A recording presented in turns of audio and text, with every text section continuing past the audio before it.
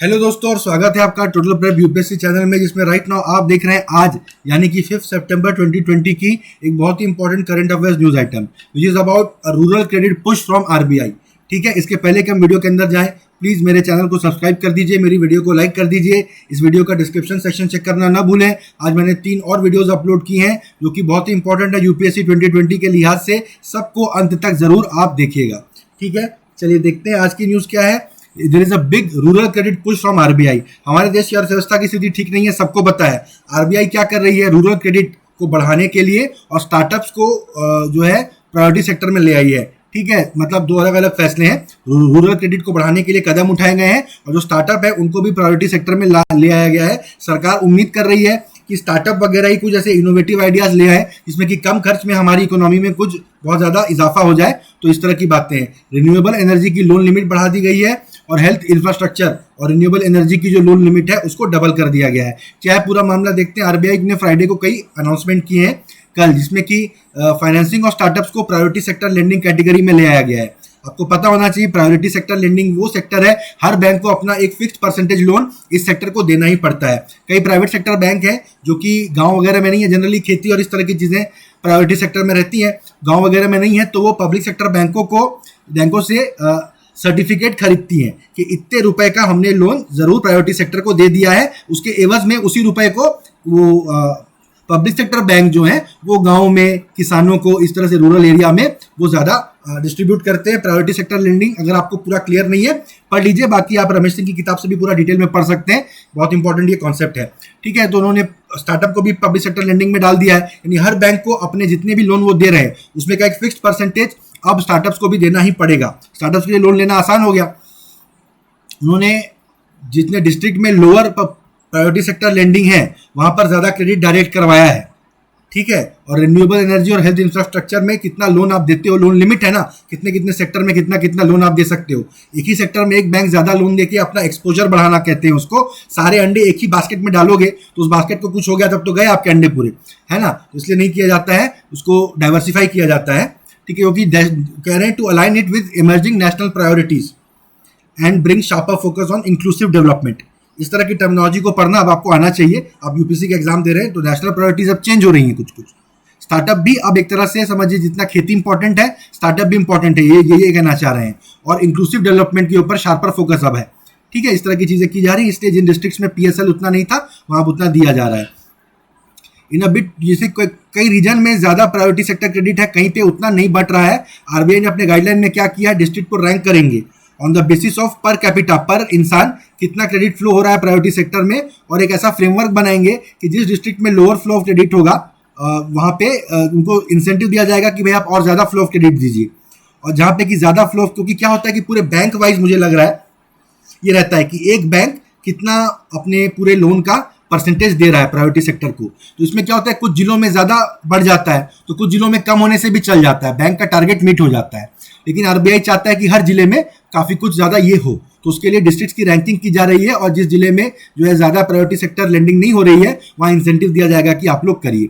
ठीक है, 2021-22 से क्या होगा कि 125% असाइन किया जाएगा to the incremental priority sector credit in the identified districts, जहाँ पे कि पर कैपिटा जो है आपको प्रायोरिटी सेक्टर लेंडिंग 6,000 रुपये से कम है। और एक लोअर वेट 90% दिया जाएगा इंक्रीमेंटल प्रायोरिटी सेक्टर क्रेडिट को, जहाँ पे कि per capita priority sector lending 25,000 से ज़्यादा है। ये आंकड़ा याद रखिए, जिन जिलों में प्रति व्यक्ति 6,000 रुपये से कम लोन दिया जा रहा है वहाँ पर और जितना नया लोन दिया जाएगा तो उसको 125% मान लेंगे, नॉर्मल से 25% ज़्यादा। ठीक है, और जिन जिलों में प्रति व्यक्ति 25,000 से ऊपर प्रायोरिटी सेक्टर लेंडिंग हो रही है वहां पर जो अब 2021-22 से और जो नया लोन दिया जाएगा उसको नॉर्मल से कम माना जाएगा, 90% माना जाएगा। तो यानी अगर बैंक को अपना टोटल पूरा करना है तो बैंक को इन जिलों पे फोकस करना पड़ेगा, है ना। यहाँ पे 100 रुपये आप प्रायोरिटी सेक्टर में दो तो आरबीआई उसको 125 रुपया मानेगा, और जहाँ पहले से ही ज्यादा दे रखा है वहां पर 100 रुपये दोगे तो आरबीआई उसको 90 रुपया मानेगा। तो अगर आपको अपना पूरा 1,000 रुपये का कोटा पूरा करना है फॉर एग्जाम्पल मान लीजिए, तो आपको बेटर है कि यहाँ पर आप जो है 700 का लोन दे दो, 700 का ही 25% आपको 1,000 के पार चले जाएगा। यहाँ 1,000 का लोन भी दोगे तो भी 900 ही माना जाएगा। ठीक है, तो इस तरह से आरबीआई इंसेंटिवाइज कर रहा है। 184 जिले हैं जहाँ पे कि लो पर कैपिटा पीएसएल है, उनको बेनिफिट होगा। Higher credit flow to the rural sector जो है उससे रूरल स्पेंडिंग बढ़ेगी जब जीडीपी ग्रोथ जो है कॉन्ट्रैक्ट हो गई है। ठीक है, तो आरबीआई जो मूव है ऐसे समय पाया है जब क्रेडिट ग्रोथ बहुत कम हो रही है और जीडीपी तो बहुत ज़्यादा कॉन्ट्रैक्ट हो चुका है, कम हो रहा है जीडीपी। तो जो है बेटर क्रेडिट पेनिट्रेशन करेंगे टू क्रेडिट डेफिशिएंट एरियाज, जहाँ पे क्रेडिट उतना नहीं पहुंच रहा है वहाँ पर ज़्यादा क्रेडिट पहुंचाने की कोशिश की जा रही है। स्मॉल और मार्जिनल फार्मर्स को ज़्यादा लोन दिया जाएगा, वीकर सेक्शंस को दिया जाएगा और रिन्यूएबल एनर्जी और हेल्थ इंफ्रास्ट्रक्चर पे ज़्यादा क्रेडिट दिया जाएगा। क्रेडिट हम बढ़ाना चाह रहे हैं पर ऐसे सेक्टर में बढ़ाना चाह रहे हैं जहाँ समाज का और देश का भला हो। ठीक है, आरबीआई ने also brought loans to farmers for installation of solar power plant, solarisation of grid connected agricultural pumps and loans for setting up compressed biogas plants as fresh categories eligible for finance under the priority sector. ठीक है, priority sector में जिन जिन categories को आप रखते हैं उसमें क्या solar power plant लगाने के लिए जो कि एग्रीकल्चर पंप को ग्रिड से कनेक्ट किया हुआ है उसको अब सोलर से चलाएंगे, ऐसा आप उसके लिए अगर आप लोन लेते हैं तो वो भी प्रायोरिटी सेक्टर लेंडिंग में आएगा। और कॉम्प्रेस्ड बायोगैस प्लांट को भी लगाने के लिए जो लोन है प्रायोरिटी सेक्टर लेंडिंग में लाया जाएगा। बहुत इंपॉर्टेंट पॉइंट है ये, बिल्कुल एमसीक्यू में आ सकता है। जब स्टार्टअप सेक्टर में जो पुश हो रहा है उसमें क्या हो रहा है, सेंट्रल बैंक बोल रहा है कि अप टू 50 करोड़ का लोन स्टार्टअप से लिया जा सकता है as per the definition of Ministry of Commerce and Industry, जो कि एग्रीकल्चर या एमएसएमई से अलग कुछ किसी काम में लगे हैं। ठीक है, commercial banks including foreign banks, ये भी इंक्लूडिंग फॉरेन बैंक्स वाला पॉइंट इंपॉर्टेंट है, एमसीक्यू में पूछेगा कि फॉरेन बैंक्स इंक्लूड है कि नहीं है।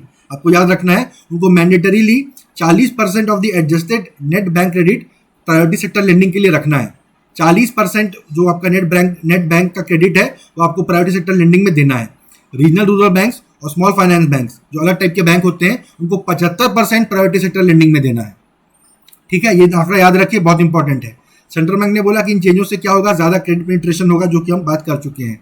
फिर रिन्यूएबल एनर्जी के लिए लोन लिमिट को डबल कर दिया है, अब से 30 करोड़ तक का लोन आप ले सकते हैं for solar based and biomass based power generators, wind mills, ठीक है, माइक्रो हाइडल प्लांट, जो इस तरह के रिन्यूएबल एनर्जी वाले सब मामले होते हैं।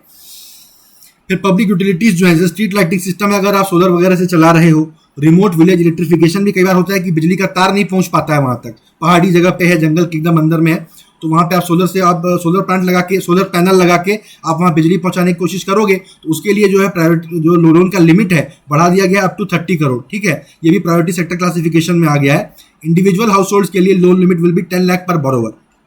ये सारे कितने लोन लिमिट है इंपॉर्टेंट है, आपको याद रखना पड़ेगा, नोट करना पड़ेगा। आरबीआई ने credit limit for improvement of health infrastructure भी कर दिया है, बढ़ा दिया है, आयुष्मान भारत के इंक्लूड करते हुए। ठीक है, आपसे एमसीक्यू में पूछेगा कि हेल्थ इंफ्रास्ट्रक्चर के लिए आरबीआई ने बढ़ाया है क्रेडिट लिमिट, लेकिन क्या उसमें आयुष्मान भारत को इंक्लूड किया है? आपको कहना है हाँ। Bank loans up to a limit of 5 crore पर बोरोवर जो है ये अब रहेगा for setting up schools, drinking water facilities and sanitation facilities. ठीक है, जो कि toilet wallet, household toilet, water improvement के लिए, और 10 करोड़ तक दिया जाएगा for building health care facilities under Ayushman Bharat, under in tier 2 to tier 6 centres. Tier 1 में नहीं, टायर 1 में तो बहुत हेल्थ फैसिलिटी है, सबको पता है। टीयर 2 शहर से लेकर टीयर 6 शहर, टीयर 6 शहर क्या गांव ही है ना, तो वहां तक जो है 10 करोड़ प्रति बोरोवर आप देंगे हेल्थ केयर फैसिलिटी बनाने के लिए। ठीक है, आरबीआई ने बोला कि जो टारगेट इंक्रीज किया गया है for small and marginal farmers और वीकर सेक्शंस, उससे क्या होगा कि नॉन कॉर्पोरेट जो फार्मर है, कई फार्मर बहुत बड़े होते हैं तो उनको, आप कॉर्पोरेट फार्मर या कोई कंपनी फार्मिंग कर रही है उसको छोड़ के बाकी लोग जो छोटे और मझोले कद के जो फार्मर्स हैं और वीकर सेक्शंस हैं, तो उनको जो लोन देना है वो 12.14% of the net bank credit और क्रेडिट इक्विवेलेंट आपको देना पड़ेगा, whichever is higher of balance sheet exposure. इस पर अलग वीडियो बनाऊंगा मैं, आप देख लीजिए, credit equivalent of balance sheet exposure. All efforts should be made by banks to reach the level of 13.5% of ANBC, erstwhile target for direct lending to agricultural sector. ठीक है, ये भी पॉइंट इंपॉर्टेंट है। ANBC क्या होता है checkout कर लीजिए आप गूगल करके। जब भी rate of interest on PSL very करेगा सेक्टर टू सेक्टर, ये कंसीडर, इसको चीप ही माना जाएगा और नॉर्मल लोन्स की तुलना में ज़्यादा एक्सेसिबल होता है। ठीक है, rate of interest on bank loans will be as per directive issued from time to time, जो भी रहेगा भाई। तो बैंक ने बोला है कि आरबीआई ने बोला है कि हायर क्रेडिट लिमिट जो है वो फार्मर प्रोड्यूसर ऑर्गेनाइजेशंस FPOs और फार्मर प्रोड्यूसर कंपनीज FPCs, कई बार इसकी बात हो चुकी है, जो अभी एग्रीकल्चरल रिफॉर्म्स अनाउंस किए गए थे उसमें इनका नाम बार बार आया था, उस पर मैं इसको कवर कर चुका हूँ, आप चेकआउट कर लीजिए, आपको पता नहीं है तो इनको भी ज़्यादा आप लोन अब पहुँचा रहे हो। ठीक है, आरबीआई ने बोला, बिल्कुल मिला के जितनी बातें अभी तक मैंने आपको बताया वही है। अब आरबीआई कह रहा है कि हमने बड़ा महान काम किया है, और अच्छा काम खैर किया भी है। थैंक यू गाइज, ये थी मेरी बहुत ही इंपॉर्टेंट करंट अफेयर्स इशू की कवरेज। आप देख ही रहे कितने ज़्यादा MCQ वर्दी पॉइंट्स थे इसमें, और सब आपको नोट करके रखने पड़ेंगे और कोई ऑप्शन नहीं है। प्लीज़ लगे तो वीडियो को 2-3 बार सुन लो, ठीक है, ज्यादा सुनोगे तो दिमाग में घुस जाएगा, चला के सो जाना, सबकॉन्शियस माइंड में चले जाएगा। नहीं तो नोट तो कर ही लो, बिल्कुल से बिल्कुल। इस पे एक क्वेश्चन जो ये वीडियो मैंने बनाई है, इससे गारंटी के साथ मैं कह सकता हूं एक क्वेश्चन जरूर आपको यूपीएससी प्री के पेपर में दिखाई देगा। ठीक है, डिस्क्रिप्शन सेक्शन चेक करो, आज 3 और वीडियोस मैंने अपलोड की हैं। तो थैंक यू गाइस, मिलते हैं मेरी अगली वीडियो में।